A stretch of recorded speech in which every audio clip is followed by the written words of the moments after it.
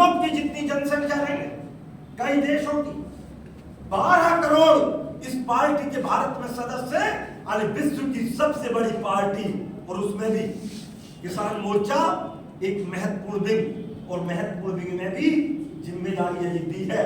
तो मैं भी प्राणपण से इस जिम्मेदारी को पूरा करने की कोशिश करूंगा।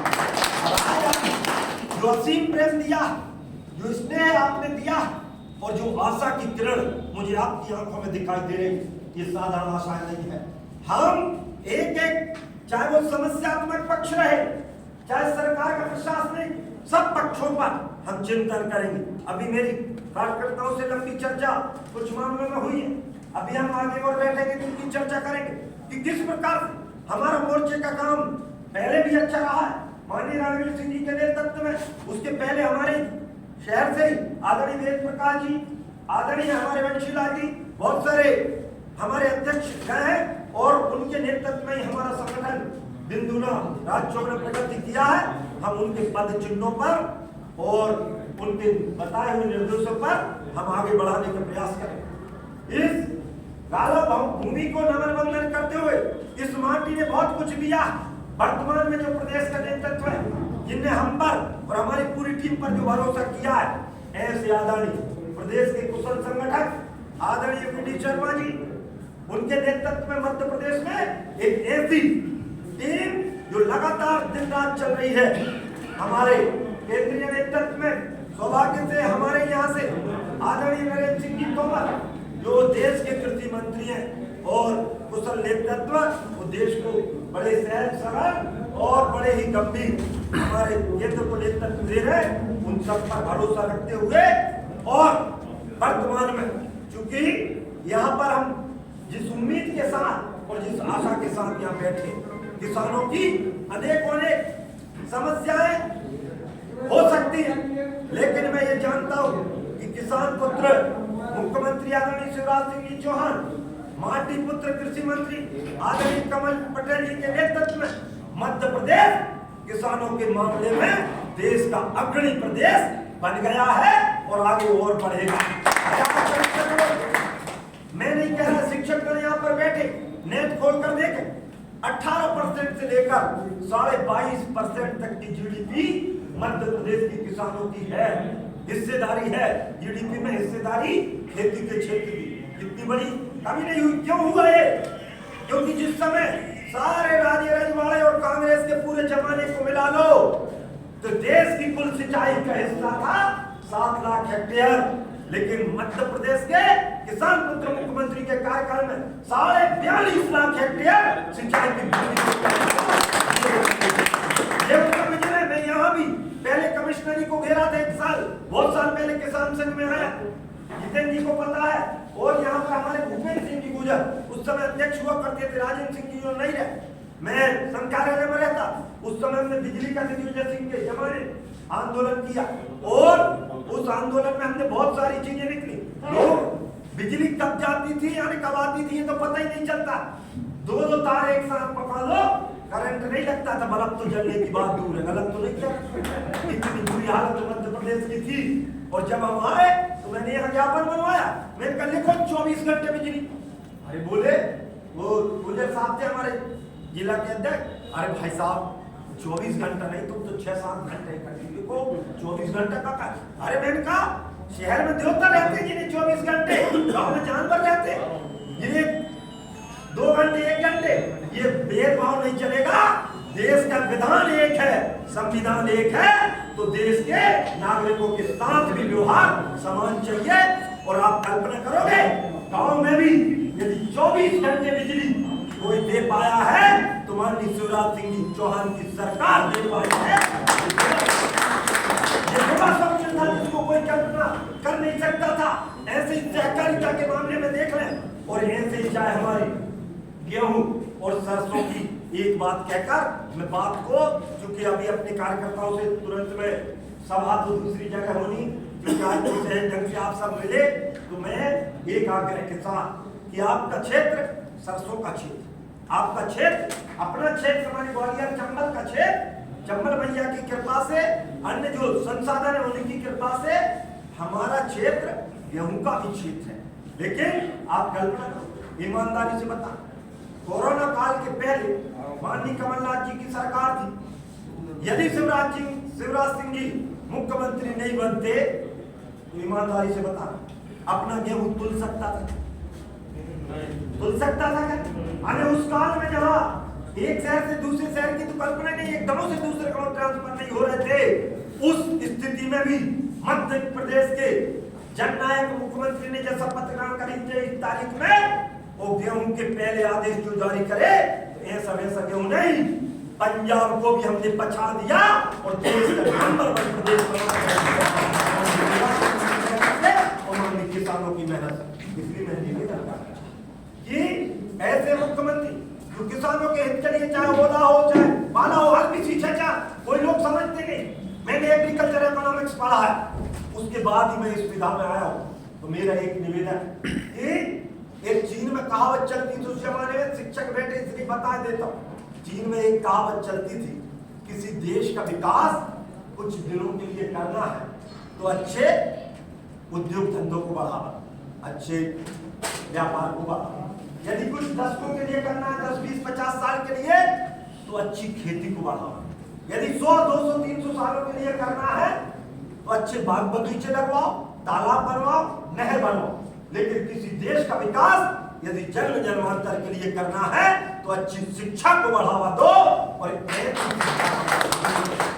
उपहास थे एक जमाने में, दिग्विजय सिंह के जमाने में 500, 800, 1000, गलत तो नहीं कह रहा, फिर 2256, 2820 और 3384, गलत तो नहीं है। इतनी तनख्वाह और कितने दिन तक पाई? कितने दिन तक पाई? 10 साल तक। और तुम्हारा वेतन पत्रक निकाल के देख लेना, माननीय शिवराज सिंह जी जब बने तो शिवराज सिंह जी जनता के नायक, वेतन पत्रक उस समय का और उसके बाद का उठा के देखे, 2256 से 50,000 तक ले जाने का किसी ने काम किया है तो माननीय शिवराज सिंह जी चौहान ने किया है और भारतीय जनता पार्टी की सरकार। उससे भी बात दिमाग स्वप्न था, कहते थे सम्मेलन नहीं होगा, लेकिन वो सम्मेलन करवाने का काम भी यदि किसी ने किया है तो मानिए, हमने यात्रा निकाली थी आपके अध्यक्ष महोदय के साथ, मैं 5 यात्राओं में इनकी में भी रहा, पाटीदार जी अध्यक्ष थे, वो आदम विधायक हो गए, वो भी उनके साथ 2 और 3 जगदीश जी के साथ जो आखिरी यात्रा हमने सम्मेलन की निकाली मैयर माता के से, तो उस वर्ग के लोग उपवास हुआ थे। हमने कहा शिक्षा विभाग में सम्मेलन, और जब शिक्षा विभाग में सम्मेलन के लिए ये काम नहीं होगा, लेकिन हुआ क्यों? क्योंकि हमको भरोसा था कि मुख्यमंत्री शिवराज सिंह जी चौहान है और आज शिक्षक को सम्मान भी मिला। माननीय लालकृष्ण आडवाणी जी से जब हम मिले थे दिल्ली के अंदर जब आंदोलन हुआ 2005 में, तो उस समय उन्होंने जो बात कही थी कि शिक्षक को सम्मान नहीं मिलना चाहिए, उसकी पूर्ति में मध्य प्रदेश का पूरा नेतृत्व लगा है। आप सबसे निवेदन है कि आप भी अपनी जो संगठन है उस संगठन के नाते, बहुत बड़ी ताकत है मध्य प्रदेश में और मैं समन्वयक हूँ। पिछली जो कार्यकाल था उस कार्यकाल में मैं मध्य प्रदेश में कर्मचारियों का, किसानों का, मजदूरों का और सामाजिक संगठन एनजीओ का मध्य प्रदेश का समन्वयक का एकमात्र पद था। भाई साहब को जानकारी, इसलिए मैं बता रहा हूँ कि मैंने इन क्षेत्रों में, महिलाओं के क्षेत्र में भी बड़े काम किए, युवाओं के क्षेत्र में, लेकिन कमलनाथ जी ने जो किया, मुफ्त की पढ़ाई बंद, संबल योजना बंद, जो अपनी बिजली पर सब्सिडी वो बंद, जो निजी ट्रांसफार्मर की योजना है वो बंद, उल्टे कर्ज माफी का नाम किया, 2-2 लाख रुपए का लाल पीले हरे नीले कार्ड दिए, कोई अर्थ नहीं निकला, किसान को डिफॉल्टर बना दिया, 0% गायब कर दिया। लेकिन अब घबराने की जरूरत नहीं है, हम रोने वाले नहीं है, हम पैसों का रोना लेने वाले नहीं है। मुख्यमंत्री जी ने शपथ ली और मात्र 15 दिन के अंदर 2000 से ऊपर आने लगभग 2500 करोड़ रुपए की राशि किसानों के बीमे में जमा करवा के किसानों को लाभ दिलाने का काम किया है। अब ये मुखिया पैसा वाला मुखिया नहीं है, ये जनता का नायक है और देश के मुखिया भी भैया पढ़े लिखे और प्रबुद्ध जन हो तो ईमानदारी से बताना। मैं तो बात समाप्त कर रहा हूँ, नहीं शुरू हो जाता हूँ तो बंद ही नहीं होता, विषय अलग अलग प्रकार के हैं, इसलिए एक निवेदन के साथ बात शुरू कर रहा हूँ। बुद्धिजीवी वर्ग हो और एक बात बताओ भैया, हाथ खड़े करके ही बताने पड़ेंगे। हम कहते थे हमारे श्यामा प्रसाद मुखर्जी के अनुसार एक देश में 2 प्रधान 2 विधान 2 निशान नहीं चलेंगे। मैं आपसे पूछना चाहता हूं, यदि मोदी जी नहीं होते तो कश्मीर समस्या हल होती क्या? ईमानदारी, और ये अच्छा हुआ कि बुरा हुआ? अरे मोदी जी नहीं होते तो कश्मीर समस्या हल नहीं होती। मोदी जी नहीं होते तो 3 तलाक का कानून लागू हो सकता था क्या? मोदी जी नहीं होते तो समान नागरिक संहिता आ सकती थी क्या भैया? मोदी जी नहीं होते तो गांव की माताओं बहनों को सम्मान। मैं इस क्षेत्र में कई दिनों रहा, लोटा लेकर सुबह सुबह जाते थे, लोगों ने उपहास उड़ाया। सफाई में हमारा शहर भी कुछ अंक पारा, हमारा इंदौर देश का नंबर 1 शहर है। लेकिन मोदी जी नहीं होते तो ये सफाई का मानसिकता व्यक्ति की बन सकती थी क्या? ईमानदारी से बताइए, शौचालय का निर्माण हो सकता था क्या? अरे इतने आमूलचूल परिवर्तन चूल्हे से लेकर, और मोदी जी नहीं होते तो सेना का मनोबल बढ़ सकता था। कैसा मनोबल गिरने लगा था मनमोहन सिंह के जमाने में। मनमोहन सिंह जी के जमाने में युवाओं में जोश नहीं बचा था, लेकिन अब घबराने की जरूरत नहीं है। अब अभिनंदन को घर में लौटा के गए हैं, पहले तो टुकड़े करके भेजते थे, अब तो टुकड़ों का डर होता है, क्योंकि अब तो स्थिति नहीं है।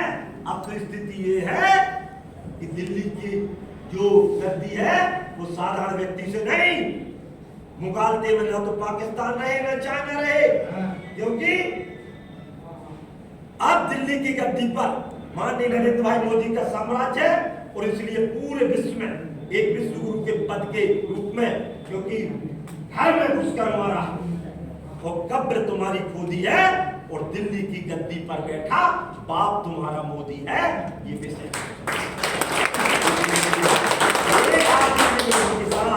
भैया। ये बताओ, इन सब के बाद भी देश के अंदर अयोध्या में ही नहीं पूरे देश में राम मंदिर का माहौल है। तुम तो बताओ, मोदी जी नहीं होते तो राम मंदिर बन तो आवाज ही नहीं राम मंदिर कैसा कि जन जन के मन में राम रवे, हर प्राण प्राण में सीता है, कंकर कंकर शंकर इसका, हर श्वास श्वास में गीता है, जीवन की धड़कन रामायण पग पग पर बनी पुनीता है। यदि राम नहीं है श्वासों में तो प्राणों का घटरीता है। ना श्री पुरुषोत्तम का हम भारत भव्य बनाएंगे और सौगंध राम की खाते हैं।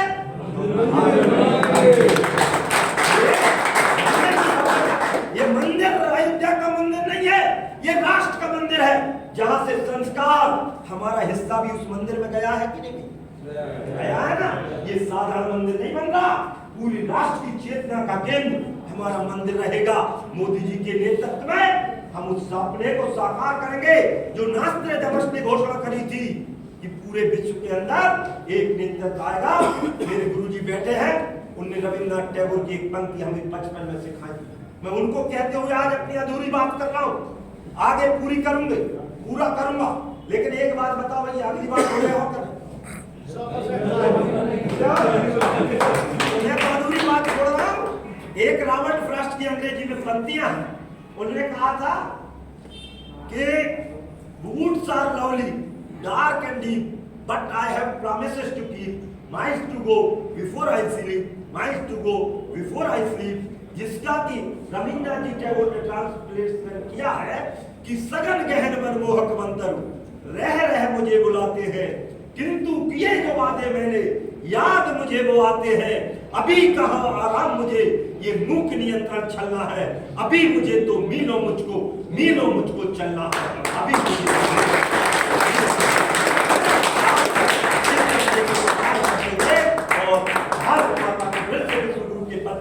माननीय मोदी जी के नेतृत्व में वो मध्य प्रदेश को भारत का सबसे विकसित राज्य बनाने के लिए माननीय शिवराज सिंह जी के नेतृत्व में हम सब कंधे से कंधा मिलाकर काम करें, एक दूसरे पर भरोसा रखकर काम करें। आपके मन में बैठे हुए उस परमात्मा परमेश्वर को नमन वंदन करते हुए भारत माता की जय, भगवान बलराम की जय, नर्मदा मैया की जय, नारा और लगा